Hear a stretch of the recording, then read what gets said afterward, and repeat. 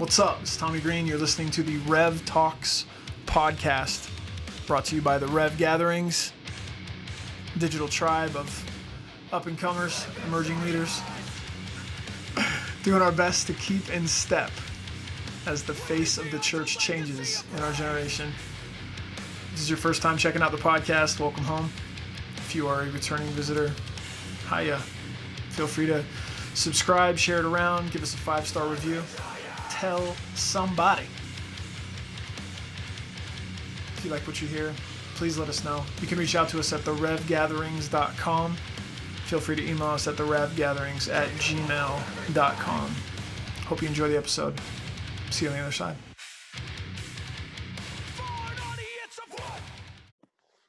TD Benton. You're on the Rev Talks podcast. Welcome. Hi. White collar sideshow, full effect. What are you guys doing? Man, we're doing great, dude. Okay, so you just walked me on camera through the recording stuff. So for people that don't know you guys, give like a quick who are you guys? What do you do? And then we'll talk about what you just showed me. We are a band called White Collar Sideshow. We've been a band for 14 years. We just released our 3rd album, and it's not really just music. Like it's film, it's music, it's art, and really we use all these things to share stories and help people realize they're not alone on the planet. Like that's mainly what we do. It's in this we're in the heavy metal realm, so to say. It's more of an industrial sound. We call it shock and roll. Yes. And yeah, we're still going, man. It's strange and unusual that we're still surviving doing this. Oh, man. Back in the day, we sold everything we owned and felt like this is what the Lord was calling us to do. Yeah. And that's what we do still to this day until he gives us a clear direction to do something else. Wild. That's and it's cool. my wife. So my wife does all the management, tour managing, booking, merchandising, marketing, cooking. Boss. She runs the show. I don't drive and I don't play drums. That's the only two things that. Well, I like music. I mean, Yeah. He's the creative. And I do something. She literally is the queen. Like, she keeps the train rolling. That's awesome. Yeah. Well, I know these things about you, so being able to like share music experiences with you in the States, but then we also got to go to New Zealand together, some years ago and play. So I feel like, I know you guys well outside of that space, but if you can talk a little bit about why interaction, what about film, talk a little bit about outside of just the music stuff. Like, why are you such a weirdo? Oh man. Well, I think for me, like, as far as music goes, man, I got into it in an early age, like 2nd grade. I had the Beach Boys album. I had Prince, 1999. I had all of these different elements of music, and music, for whatever reason, was a language that really spoke to me. I grew up with ADHD, and no one knew what that was in the 80s. So you were just kind of this weird kid that people were like, man, what's wrong with this dude? And they're still like that today. Like, what's wrong with this dude? Sure. But, growing up in the 80s, like, man, you had all these different styles. You had like Michael Jackson was huge. You had Madonna, you had Prince, you had hair metal, you had your new wave. So you got all these different elements of everything. And even at the time as kids, we didn't see things in a box. We didn't like try to categorize like, this is rock and roll, this is heavy metal, this is that. Even though there's probably those, you just were blind to those things as a kid. And what you do is what you listen to. This was awesome, and then you got into your Public Enemies, your Beastie Boys, your NWAs, your Eazy-E's. Those were super popular back then. Yeah. Even my old Dana Dane with Fame albums and my old LL Cool J. So there's all these things that all your buddies are listening to. And then as I'm getting older, heavy metal, Metallica, then you get to where you're graduating high school. So you've got your grunge era of Alice in Chains, Nirvana, Soundgarden, all these bands. But then you've got stuff like Rage Against the Machine coming out, Korn, Rob Zombie, White Zombie, Nine Inch Nails, like all these bands that just really took influences and shaped for me, like my mind, when I would go, like everything changed when I saw Nine Inch Nails. Yo, which record? What was the first record you heard by Nine Inch Nails? It was what's the first album? The one with Head Like a Hole. I can't remember. You're talking about Pretty Hate Machine? Yeah, Pretty Hate Machine. Yeah, so good, so good. But I didn't see Nine Inch Nails until it was until the Downward Spiral tour. But that was huge. They were like mainstream. They were cracking mainstream at that point, and they were so unique. That album blew up, and it is the first time like you see electronics. It's the first time you see visuals with, here's not just a song, but here's something that I'm playing to the song because I want you to feel this way, or I want you to see something perspective or perception that you haven't ever thought of before. Yeah. And that changed my life. And plus it was something different and new. And it was something also where growing up in the 80s, you had all the hair metal, you had all the heavy metal guys, you had the stoner crowd. And then you get into this whole different realm of, wow, this is weird and strange, and I like it. And then after that, it was White Zombie. Man, White Zombie. I saw White Zombie, Reverend Horton Heat in the Melvins in 94. And White Zombie completely changed my world of this is entertainment.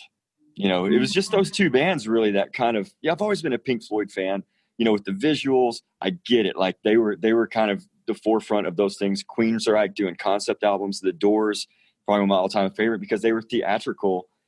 Even when there wasn't a lot of theatrics to do back, they were mixing things, poetry, theater, all these different kind of elements. Yeah, that's true. Yeah, for sure.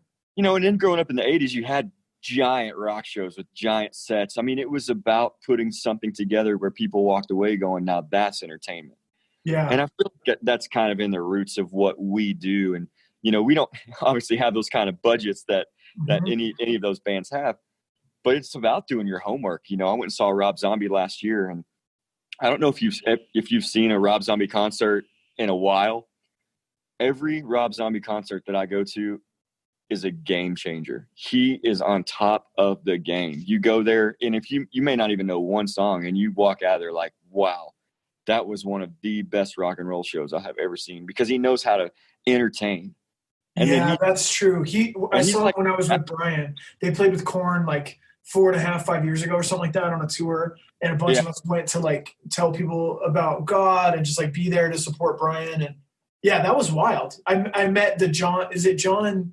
John 5. John 5. Yeah, I talked to him after the show and stuff, and just thought, wasn't he with Marilyn Manson? Did he play with Marilyn Manson? Wasn't that so just having some of those conversations with those dudes and just watching their stage setup, and I was just man, this is another world. It's so wild. So that makes sense. That makes sense. All of those dudes played for Marilyn Manson, and now they're all in rock. It's like you moved up the creepy food chain. But it's interesting. Our producer, Chris Basford out in Los Angeles, he does a lot of the John 5 solo albums. Oh, and cool. John 5 is unbelievable. He started with Katie Lang back in the day. He was wild. Yeah, one of these hired guns, and just, man, and his shows are weird too. They're awesome. So anyway, all those elements kind of, that's where I get a lot of my creativity from, coming out of that world. I didn't become a believer until I was 25, so I didn't know about a Christian world of music. Yeah. And then I think what's interesting going into writing the shows that we wrote, when we first started back in the day, instrumental shows, I was just so naive. You put something together that has a thought process where, man, this is going to reach out and touch somebody and they're going to get it. I just didn't realize that sometimes doing those things are not safe, in a Christian element, because, back then, I was younger than I am now. I was still kind of old for getting into it. Yeah, sure. But back then I just assumed, man, I'll just tell my testimony. I'll just say this and maybe people are going to get it. But you don't realize the people who never came from a different planet aspect, so to say. They grew up in church. That wasn't me. So I didn't know how to do things in a sensitive way. I only knew how to do it man, here's some film. Here's what I used to be into. Maybe I can use this for the Lord. I feel like that's what the Lord's called me to do.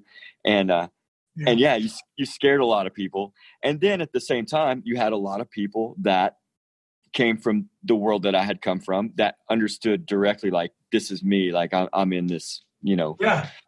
And then gradually growing from that and trying to do the best that you can, do a better film, do a better album, and keep going that way. Sort of. I still feel like me and C-Dub, like we talk about you guys all the time, and I feel like I long for the day when you guys are given residency in a way somewhere where you can actually set up like a long-term show, and like you get to sort of do that and you don't have some of the same constraints, because that'd be cool.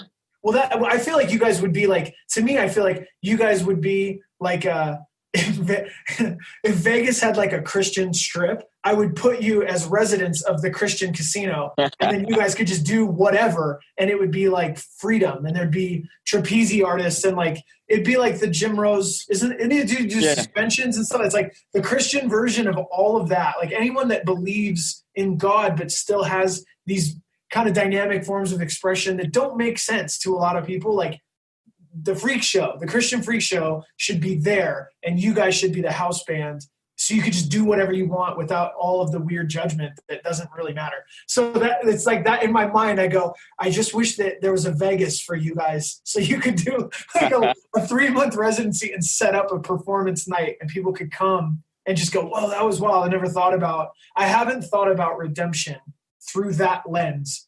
That was awesome. And they don't feel like it's all weird or preachy or like lame, but just like, they have to think, and they get to experience something. You get to curate a night. That's what I think you guys can do really well. If you get the space and the time and the budget to do it, I feel like, that'll kill for sure. So, okay. So you are a product of the 90s. Yeah. I'm still living in many ways. And that's it. I love it. It's my favorite. I feel like the 12-and-a-half-year-old Tommy Green that was sneaking away to listen to My Life with the Thrill Kill Cult, like, and just like Lords of Acid and going to alternative shows and all this stuff, and just going like, yeah, we all ended up okay. We got figured it out. God got us. We're okay. Anyways, so therapy's been good. Yes. So in general, okay, so I'll say this then. So you've put out some records. You just walked me through a studio space. So talk a little bit about where you are and what you just got done doing. Yeah. So right now, as we're speaking, we are in Fort Smith, Arkansas at where we film everything that for this last album. So we film basically a movie for all of our albums that is edited to the live show. And so we're at 5-star production studio in Fort Smith, Arkansas. And basically what they do here is they film, they're on a lot of different projects. Documentaries are done here. They do commercials for huge companies. Our film guy, Travis, has worked on many different films. And did you guys do the Army of the Chosen One video? Yeah. Yep. Travis. Okay. Yep. So talk about that for a second. Sorry. So what year was that? 2009. Wow. Come on. 2009. 2009. You and Travis Vera flew out to California. Yeah. We had the call for all of our friends from the IE, and you guys. That was awesome. It's still awesome. I forgot about that. I've been trying to clean up my mentality a little bit the last week, and so I'm watching what I listen to, what I watch, and what I'm allowed to think, which is just driving me insane because I'm so critical. It's so negative that I'm like, oh my gosh, like I gotta get saved. Like, so, but I was trying to just find music that would be like positive or happy. And I ended up on a channel, and a Sleeping Giant song on Spotify came on, and it was Army of the Chosen One. And that's a cool song. I forgot about, we did that video. That video was like epic. Dude, talk about that a little bit, because I know there's people that actually care about the band maybe that are hearing from me, and maybe people that have seen you guys live, but talk about that experience for a second, and then we'll swing back to what you guys are. Well, I remember we met at a festival, Ichthus Festival, Cornerstone Festival, Some Festival. We were, all those festivals are big family reunions. And, and we were talking about the film stuff that we were showing, wouldn't it be cool if we tag team and did a film or did a music video together. And at the time I was writing and directing. Travis he was a young dude, so he'd only done so much. Now, man, he's got like 2 Emmy awards and, all this crazy stuff. Yeah. So I would go and pitch, when bands would come to me and say, hey, would you write or direct a music video for us? And I'd be like, sure, man. What do you have in mind? Blah, blah, blah. What's your budget? That's the real catcher is how much. For sure. Spend. And then when you want to spend money on a budget, I mean, people are like, wow, that costs more than an album. And it's like, dude, yeah, if you want it done good, you get what you pay for. But Travis was the cinematographer and the editor, and then we would both sit in on editing, and I was the writer and the director. But do you remember it was a 3-day shoot? So we did one day in Eric's garage where he had the cool like old hot rod, rat rod. Yeah, and I recorded vocals for Kingdom Days in that garage, I believe. Really? Yeah, I re-recorded it everywhere, but I remember recording specifically. He hung curtains or blankets from the ceiling there, and I'm in front of like where the drums were set up against the wall, yelling and just going like, we're just in this auto shop in San Bernardino. Anyways, keep going. Yep. No, so we did that video shoot in there for the band. Spent a day doing that. We spent another day filming kind of a storyline where everyone was these zombies, but it was like their everyday monotonous life, like how they were seeing themselves. Yeah. Like I'm just here on the planet. And then the last day we did the casting call, and man, it seemed like we had close to 100 people. We had 3 or 4 makeup artists putting black makeup and, making everyone look zombie. Yeah. Where it wasn't just the family. Now it was all of us together as this army of zombies. And, how are we going to change the world, or what are we going to do to become the change you want to see? And so it was really cool. Then the editing process was, like, how are we shoving all of this in a 3-minute song? And I think Ryan Clark from Demon Hunter did guest vocals on that song. And we tried to get him to come down and even offered a plane ticket, and he had something happen. He was like busy. Weren't you going to have Dr. George? Wasn't George going to do like a puppet? I remember it was like there was something where someone was going to fudge Ryan's lines, and I remember thinking, so awesome, but we didn't want to be like disrespectful to Ryan. But I remember thinking, just George staring at the thing, like it was so like new metal to me that I was like, that's so awesome. That's so cool. It was an epic video, but to actually have him come would have been icing on the cake for sure. Mm-hmm. But you know what? You don't miss him in it. When I talked to him on the podcast a couple weeks ago, and man, I have such a good time like connecting with him, because it's just wild. Like lifetime is insane. Just talking through old band stuff, and anyways, it's just such a small world. Okay, so we did that video. So we did Army of the Chosen One with you and Travis. So now you did the second record. Yeah. Which, that's personal. Talk about what that's about for anyone that's checking out, because there's first video was called just called White Collar Side. It was just an EP. White Collar Side. The second one was The Witch Hunt. The Witch Hunt. That was the one. Okay, and that was connected to your brother. Yeah, The Witch Hunt. So talk about the Witch Hunt a little bit, or maybe talk about all three so that people can kind of hear what goes into your concepts. Yeah, The Witch Hunt was definitely a dark place. And actually it was Eric Gregson that called me. We were on the road for 3.5 years doing our first album. I had never written an album before past that, especially on a computer, and GarageBand was super helpful back then. Yeah. And my brother was killed in a head-on car accident, and he had been on the road with us a little bit too. He had just got his master's degree and was like, man, I've been in school my whole life. I haven't done anything. Let me just go on the road with you guys. And I was like, man, why don't mom and dad will kill you if you just got your master's degree and you want to go on the road with us. Like, why don't you take a vacation and see if you like how we live? And you know how we live, Tommy. Like just do it for a couple weeks. You'll get it. You'll get it. That's funny. That's funny. How many Walmart parking lots can we sleep in? We're good. We're done. And for anybody that's listening, our lifestyle, like we don't have a house, and we literally have lived in a vehicle for the last 12 years. Like we don't have a place. We have maybe a little home base headquarters that a friend of ours has here in Fort Smith.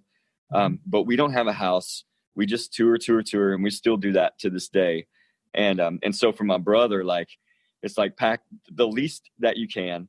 And also, like, we're in a different state every night. So he did this whole thing with us and flew back to Florida, and he called me and he was like, yeah, I don't think this is where I need to be in my life.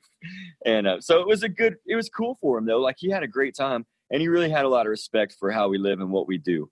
And man, it was just a really cool time hanging with my brother. And then a couple months later, he was on his way to, he was working at a Black History Museum. He had just became part of the curation team at this museum. That's what he always wanted to do with his life, was work in museums. And he had just been promoted on the day that he was killed. And it was just a super tragic thing.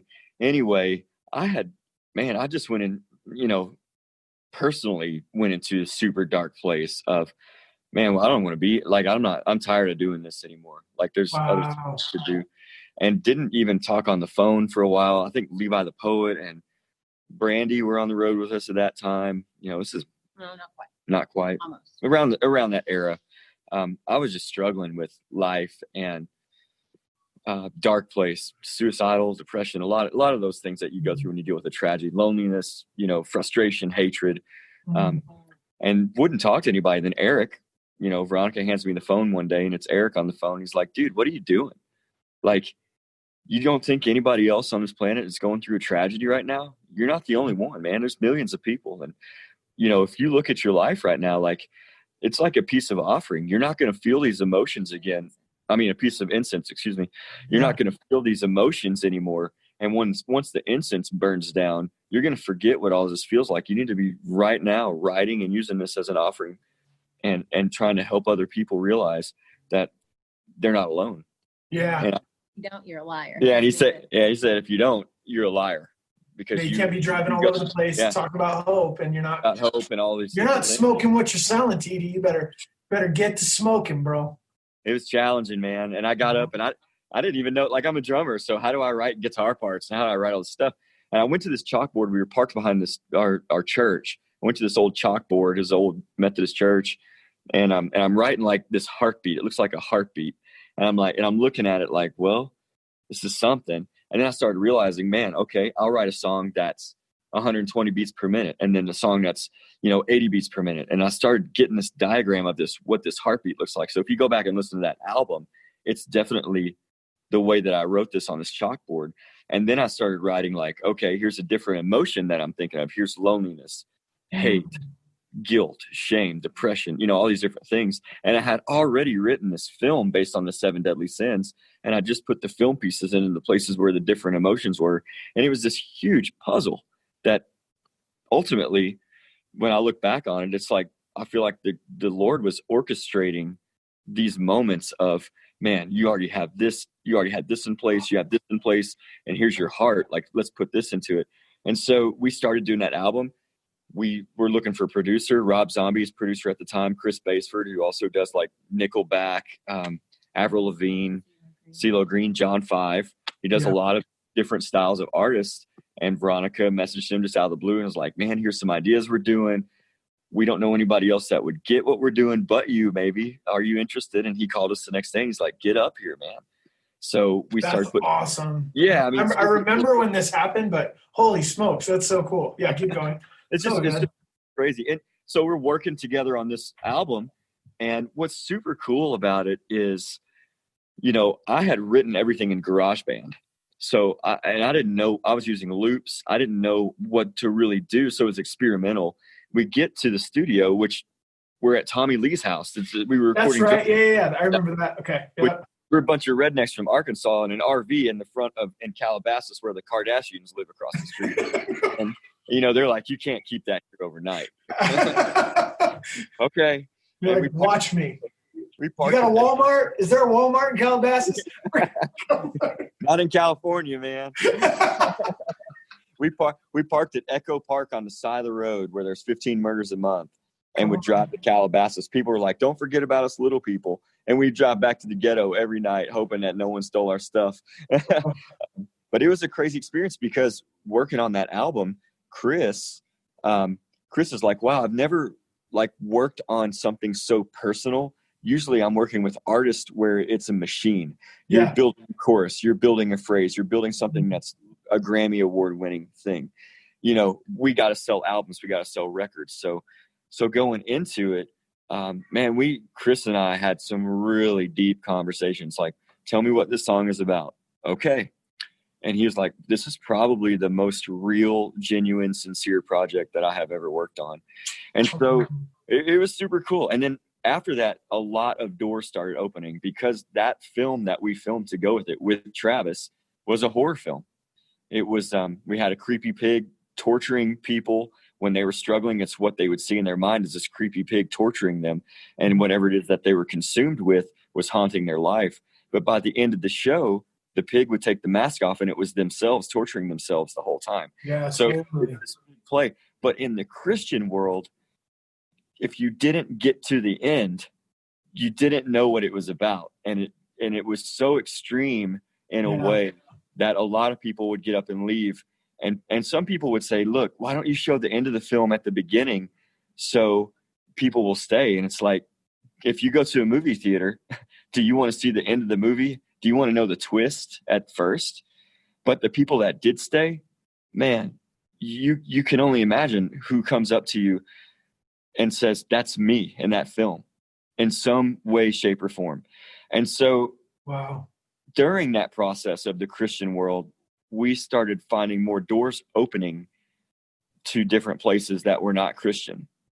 And our lives changed.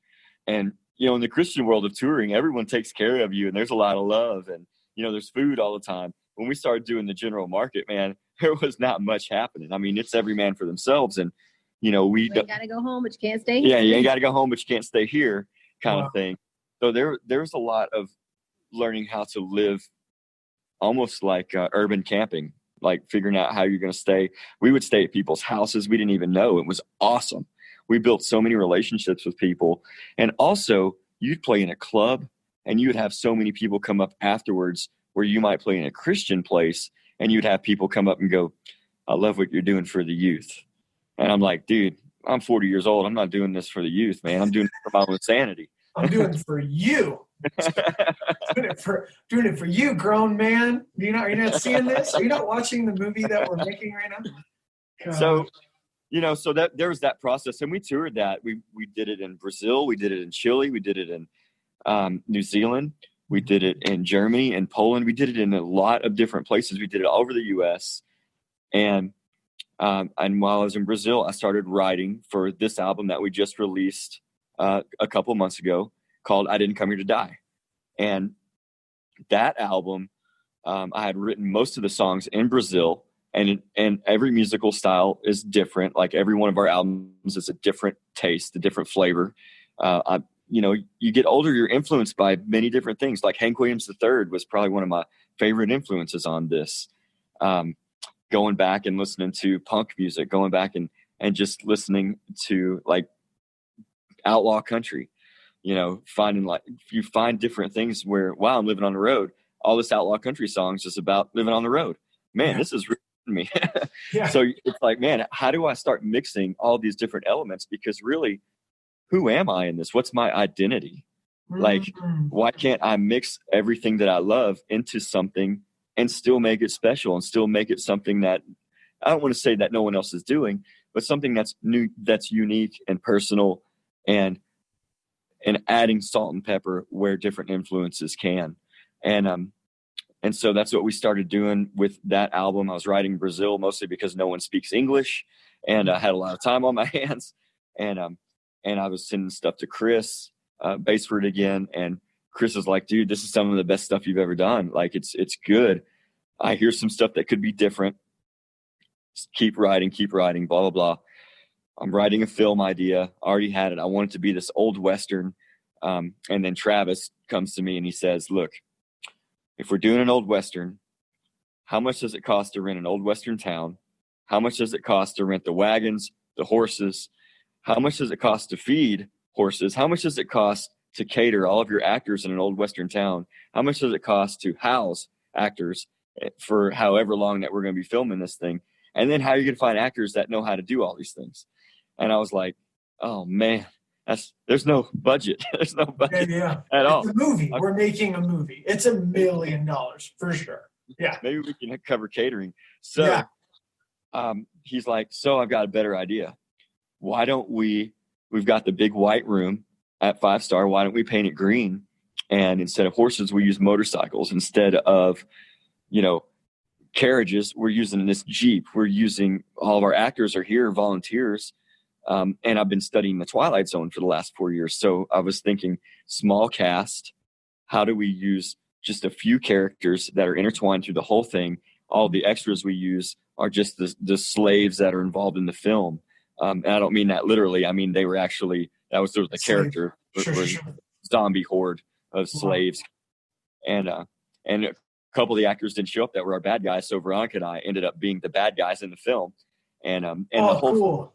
Yeah, it turned out, and the whole film is about the word identity. Like, who are we? Like, who are we when the titles are stripped away? Who are we when we're not hooked up on social media? Who are we when we're behind closed doors? Who are we in our struggles? Who are we when we're falling apart? Who are we in general? And what is our identity in all of this? And I feel like what we did in the film was Veronica, we did it like a Tarantino. So if you come to the live show, I'm not trying to give it away, but I'll give a little bit away. If you come to the live show, we did it like this comic book thing where it starts with a comic book narrative that leads into the first 3 songs, which is chapter 1 of the film. It's present day. Another comic book narrative comes in, and the next 3 songs go back to chapter 2, which is in the past and who we were. Another narrative is chapter 3, leads back into the present day where we were.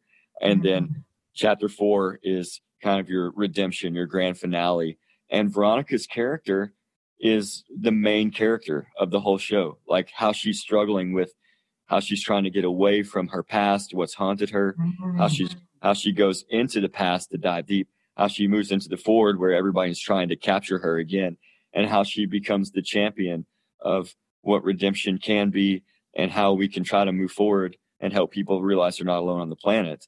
And so the whole album, needless to say, we do concept albums. So we don't really play anything off of our older albums. Once the touring is done, we start something fresh, start something new. Yeah. And so we've done 1 tour with this. We'll probably do it, 2 or 3 more years, however long we can keep doing it while we're doing other things, writing other things. But man, this is probably the most mature thing that I've ever written. I mean, the music, obviously is weird and strange and different. But as far as the film goes, I don't say anything from the stage anymore. Like, Veronica introduces the band.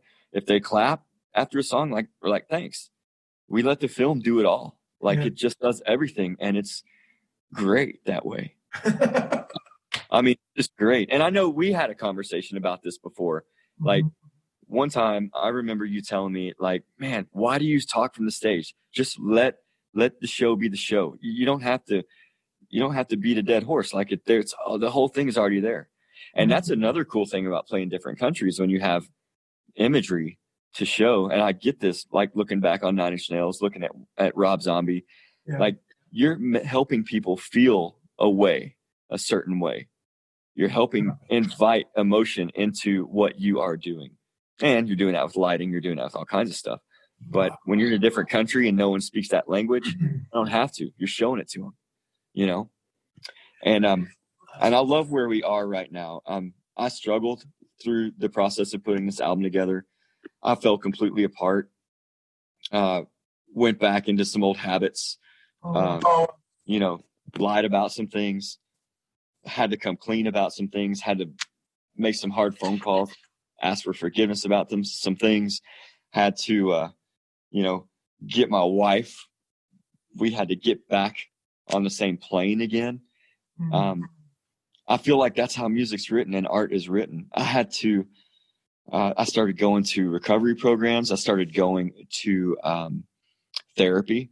I was struggling with suicide, depression, a lot of different elements of, tragedy again, going through certain places. We were also living on a cold warehouse. We lived on a warehouse floor for about a year when we sold our big rig. And, we were a 3-piece for the longest time, and then sometimes a 4-piece with my son. Phil started to feel like he was called back to go to New Orleans to be a part of our church down there. And so it's just Veronica and I, we sold our big rig, didn't have a place to live. A great friend of ours who plays in an awesome band, Hillbilly Vegas, his name's Stacy, said, well, I've got a construction warehouse where we do all of our job stuff out of. I've got this old room in the back. If you clean it up, you can put your blow-up mattress back there and just figure it out until you get a place to stay or a new vehicle. And so we lived literally on a warehouse floor for a year and a half, not a year and a half, but about a year, where we had a blow-up mattress, and all of our stuff that we owned, we don't have much because we live in a vehicle, is just lying. And we would push that blow-up mattress against the wall and practice and put it back down. But it was challenging. It was challenging because here you are, like, you're in this band, like, man, we've been going for 14 years, and man, here we are, one block away from the homeless shelter. Literally, like, here we are. Lord, what are we doing? Like, you would think after 14 years, things would take off, or you'd have a crew working with you or something. I mean, all this, but at the same time, there were elements of that where I was falling apart. We'd stay awake crying at night. Like, wow, what is this? What are we doing? What have we become now? And not that you feel sorry for yourself, but we did. We were selfish in that, and then ultimately finding ourselves again, going, okay, where are we at spiritually, mentally, emotionally, physically? Are we watering those roots? And then the twist of that warehouse kind of started becoming our fortress. Like, we started going, all right, we're in this together. We've got the ideas. We've got the music. We've got the film. Let's start baby stepping this thing. And so over time, we would work through the processes of overcoming our personal life, and then going, here's what the Lord's called us to do. Let's get back to our focus and clarity on Him and on what we're called to do in this. And so we did. We started putting piece by piece. Here's a little bit of film. Here's a little bit of photography. Here's a little bit of an album cover. Maybe we can just start putting images, and baby steps of building and building and building. And man, I can't tell you how many times we would look at each other and go, man, we just can't see the horizon on this. Is the sun ever going to rise on us on this? And I remember when we got to LA and we started recording, it was starting to feel real. It was starting to feel like we've baby stepped our way up to this again. And, and plus working with Chris, man, he's just a good encourager of, this is great. Let's change this. Let's trim the fat. Let's make it do this. Let's put this in. And we just bounce off each other so well. And once we left LA with those rough drafts or whatever, it was like, wow, we can see potential. And then you're filming and you're starting to edit things to that music, and you're starting to grasp, like, wow, you can kind of see the moon coming down, and you can kind of see this horizon. And then when we finally finished the album and got everything 15 months later, of dealing with it. And we don't have a budget. Like, we are a part of a record label now, but they do all of our distribution. Like, there's no money. There's no one going, like, here's 25 grand. We raise the funds as a nonprofit to do that. There are people, great people, wonderful people in our life that give, that donate to us. We literally live hand to mouth. I mean, we stretch dollars, but everything we get just goes back into what we do, or it goes to a tour, or it goes to gas, or it goes to, it's not that we have very little bills, but as well as I do, touring and traveling costs a lot of money beyond putting an album together and a film and all of that stuff. I mean, that's money that we have raised. It's in the internet world somewhere that we never see, because it just goes to things that we have to pay for. So, groceries are like, yeah, baby. But literally, through that process, I have found I'm a 44-year-old guy. Like, I don't have anything. I don't know anything, I think is what I'm trying to say. I think the older that I have gotten, the less that I know about anything, where I used to feel like I had a clue. And mostly what I have learned through this whole experience is literally the name of the album. Like, I didn't come here to die. I came here to live. And sometimes when we think we have it all figured out is the place where we fall apart and have to learn humiliation and humility again to be able to write something where someone might go, "Ooh, that's me," all over again. I'm always joking with people like, why can't I write the stupid pop song? Like, why can't I have third grade lyrics and some cheesy, something about the party? Like, why can't I write that way? Something about the DJ. I don't know. Yeah. I'm always writing stuff but I write from a place that's it. I don't want to say it's dark. I write from a place that's human. I feel like, because we're all human. No one's perfect. We all make mistakes. And the hardest part is the search for redemption and the search of finding freedom from guilt, shame, dishonor, feeling like you've lost your soul and your respect, and trying to overcome that with grace and mercy, and ultimately going, Lord, will I ever be free from that prison in my mind and not feel suicidal because of the failure that I've become, or not feel depressed because you've fallen completely apart, and is anyone going to see you the same way, no matter who you've hurt? Sure. Yeah. And then obviously through recovery programs, man, 12-step program has been awesome. It's been amazing. For therapy, man, I can't imagine doing life without therapy. My wife has been a champion for me. Even in my darkest days, she has really stepped in and go, you know what? You got this. Like, we're together in this. You have this. Let's get back on track. Let's do this. Man, going through surgeries last year. I've been alcohol free for over a year now. I've been just working out, eating right, really just focusing on my craft. Like, here's what we're doing. Like, let's do this. Let's do this the right way. Let's get in shape. Let's let's live it and breathe it, Yeah. all over again. Like, it's been a whole learning experience all over again. And I'm so thankful for the place that I'm in now. Wow. Even though it was so hard to get here, and it's all lessons of growth. And that, again, like, I don't ever want things like that to happen to me again. Yeah. But also at the same time, we're human, and you never know. You just have to have that focus and clarity. And you never know what you're going to fall into.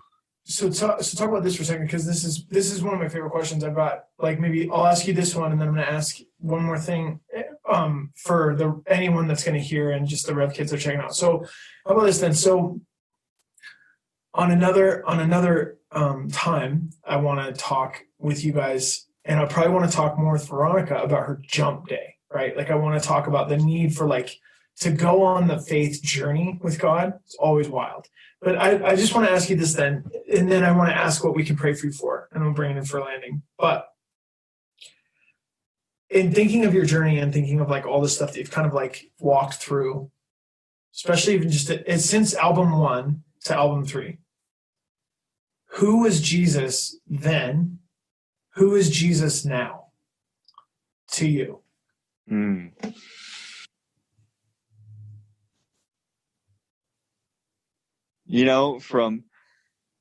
From album 1, especially getting into that journey,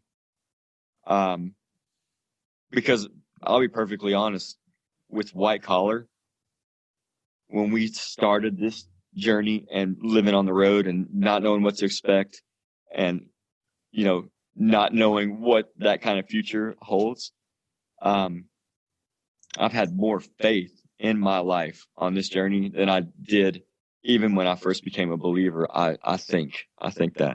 So I would have to think, when I see Jesus at that time, I would think to me that Jesus, when Peter comes out to the boat, or Peter jumps out of the boat and runs to Jesus on the water, or slowly walks, or however he does that, I would think running, because dude, you're gonna sink. You gotta get moving. But I would think, for me at that time, Jesus was someone who is challenging me to go further. So if I was in Peter's shoes, so to say, and I reach out to touch Jesus, Jesus backs up a few steps and goes, "Oh, you almost got me. Let's keep going. Let's keep going. Let's keep going. Let's keep going." And through that process, up until my brother was killed, man, I every day I'm waking up going, wow, this is the craziest journey. I mean, how are we even surviving? We don't even have any money. Like, how is this working? But it did. And faith is everything. And I think it's easy to get into a place where something like a tragedy happens, and you look up and of course, you blame the Lord. Everyone does. I mean, you never know what people are praying in the corner of their house, even when they say they don't even believe, I was like that too. Like, man, what, you question. But then things happen where it's a wake-up call again. It's like, well, for me, Eric challenging me was like, man, you know what? He's right. Seeing that again, Jesus in a redemptive state going, man, come on, let me help you back up. I feel like that's where I see Jesus now is, dude, he's almost like when we watched Castaway together with the Wilsons when we were in Utah. Because they'd never seen it. That's real special, isn't it? But I feel like they're the type of people that being found on a desert island and like having no resource, like that's like they're so capable that like that's not hard for them. Like they would have built the raft like months. They're good. So like they're like, oh, okay, like something hard, we've got it. Like no big deal. So sorry, yeah. So I'm not surprised. I'm like, that's that dude's problem. He has a volleyball. Duh. You're fine. Like he had so much twine, he didn't even build a net. That's what I'm saying. I feel like they're like, come on, man. Just think about it. Like, we're good, dude. You're off that island a lot faster if you would just. I think they could pull it off. I'd be like, I totally agree. Well, in that movie, when the plane is going down, you have one of the airplane pilots comes out and shoves like the SOS raft into Tom Hanks's arms, and then when that plane crashes, the water starts coming in, splits apart, and he pulls that raft. And then, I feel like when that raft starts lifting out of the water, his foot gets hung, and he's just sitting there like, oh my gosh, I can only imagine the strap of the raft gets hung. He's just sitting there underwater like, oh my gosh, I'm going to drown. I can't imagine. Your life is probably flashing through your head. And I feel like I was in that spot, and then Jesus hands me this thing, and I'm in that spot. And then all of a sudden that strap breaks, that chain, maybe even you could say, breaks, and all of a sudden I'm floating through the process of getting back to the surface.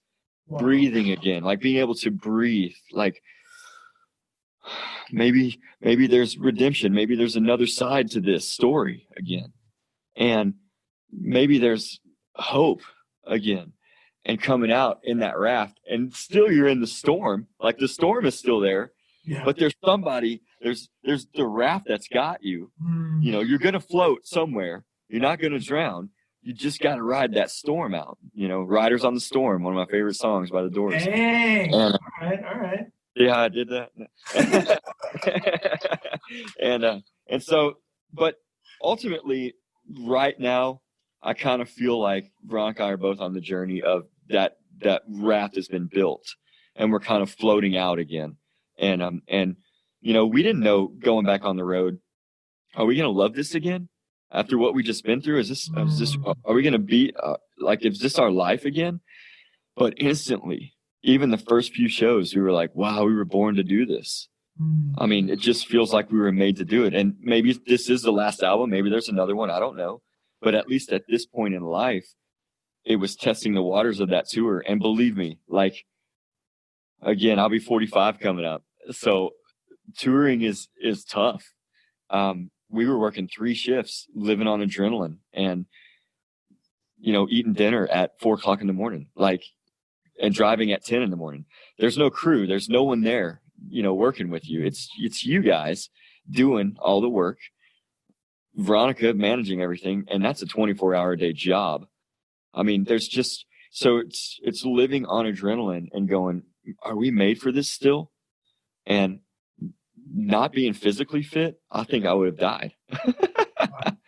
I mean, I feel like I'm in the best shape of my life, mentally, physically, emotionally, spiritually, and still trying to move forward and not let the past haunt me and not define me, but also know that what I've been through is a learning process too, and that's where I see Jesus now as kind of that life support going, you know what, let's go. Let's do this again. Let's do this again. I've got you, but I'm going to take about 4 steps back in a minute. Okay. So that sounds, so let's do this then. So in kind of closing, this is what I'd like to, so for all the Rev kids that are going to hear this, or for anyone that hears you guys and their heart is in your direction, and they're going to pray for you guys, not against you guys. What are some things we can be believing for you in the next year? How can we be praying for you guys?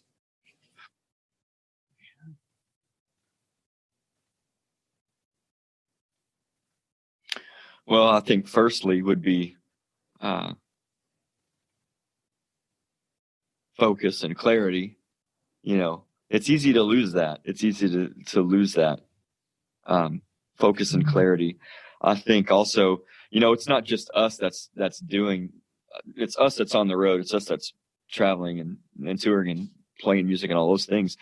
But ultimately, there's many, many, many people involved in our life, spiritually, financially, that have fed us, clothed us, given us electricity, given us a place to live and stay. I pray for blessings all for everyone that's involved, and I know that would be too many people to name, and even for us without having some form of list, but everyone would know who they are, and that's a lot of people in our life that way. Finances, we always need finances, and we are a nonprofit, so if people did want to donate, they could go to our website and get a tax write-off if they wanted to do something like that. And direction, what's our next steps in this? This last tour was such a grind. I mean, it was hardcore, where, you're still a band after 14 years. You're still playing places where, no one knows who you are. And I get that. Yeah. But it's still challenging when you get somewhere and it's like, man, what are we still doing here? Is there any other steps we can take to get to a different level or a different place? Or who's the guy that kind of knows what to do with you when you're unique and different? And how could you fit in somewhere where people could use you? And I'm not just talking about a Christian world, because we really haven't been in that world in a long time. Yeah. But regardless of what it is, something that we can keep moving forward with and not get burned out, I guess is what I'm trying to say. Okay. And then just creativity. I've been working in the studio on a song with a guy here locally at a studio called 221. His name is Steele. Maybe it's an idea for another album. Maybe it's an idea for another something else. I don't know. I can't believe it's already happening. We just released one, but it's, something that's like a spark. And it's like, all right, there's something happening here. So maybe something like that. Rocking everything. No, that's good. It's awesome. Well, I'm going to pray for you guys. And then actually, so where can people find you? where if people want to hit you up, if they feel connected to your vision, they want to support you guys, if they just want to know when they can come see you guys play, where do people find you? whitecollarsideshow.com. Okay. We'll hit YouTube, Facebook, Instagram, all the different things that we have. Or if you just Google White Collar Sideshow, you'll find anything that you want to know about us. That'd probably be the easiest way. And if anybody's looking to book anything, it would be a booking at whitecollarsideshow.com. All right. Well, I'm going to pray for you guys. And then, stuff and things will probably, we'll see. We'll see what happens. Yeah.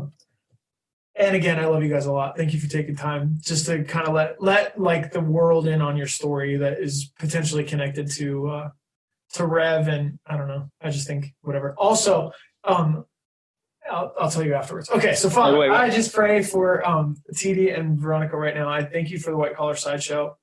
And God, I just pray that you would establish them, Jesus, with your passion, and that you would set them up for breakthrough and for favor. And I think more than anything, like that you would give them fulfillment and connect them with purpose in a new way. And I thank you for like new doors. I do know that like there's so much in terms of there's moments where they both kind of scan the horizon, like what is going on and where are you leading us? And so God, I pray that you'd make that plain in front of them and provide new opportunities. I pray that you'd actually bless everyone that has stood with them. I thank you so much that they stand in the grace of a number of people. And so I pray for all of the people that have sown into them and who they are, God, that you bless every single one of the people that have helped them to get where they are. And I pray for this new project. I pray for the film. I pray for music. I pray just for creativity. And I pray for that sense of like the ministry of White Collar is to reach out to people in this supernatural love of God and assure people that they're not on their own, and that shame and loneliness is not the end of the story, and that there's life beyond this one, and there's value to our existence, and that there's beauty even in some of the hard places. In fact, in most of the hard places is some of the greatest wisdom we can find. And so I thank you, Lord, for the deep that calls out unto deep in these guys. And I thank you, God, that they're not afraid of the dark places. And in fact, that they understand that darkness will never overcome and can't fully comprehend the light that's within them. And so, God, thank you so much for who they are and for their lives. And I just pray that you bless them, God. In Jesus' name. Amen. Love you guys. So, Thanks, Tom. Yeah, Tommy, thank you for being on the podcast. It's like, oh man, thanks for taking the time out. And gosh, for anyone that's listening, we were supposed to do this in person, and if you don't know, we're from Fort Smith, Arkansas. So whenever we come to Utah, snow is not our friend. Like We're Southern. So we were supposed to meet Tommy. There was a snowflake in Arkansas yesterday. Walmart sold out of milk and bread. And so we had all this snow coming in on Wisconsin and coming in. No, Wyoming. I mean, Wyoming, and we were supposed to do this early, and then the snow started coming, and Veronica's like, "We got to go. Get out of here." We did. We outran. Like we got all the way to Kansas. We drove all the way to Kansas, and beat the storm. Like it stopped snowing as we parked at a hotel. Like we were driving on snow. Diesel trucks are passing you. Tommy's like, yeah, I know. Time, but we don't do that. I was so nervous, man. So I feel you. It's no joke. Florida. He had Florida tags, and I was like, I feel your pain, brother. So I'm sorry that we had to take off so quick. No, it's so good. Well, I'm going to say this too. I appreciate you. Stay on for just 1 second. So yeah, everyone that's listening, love you guys. See you.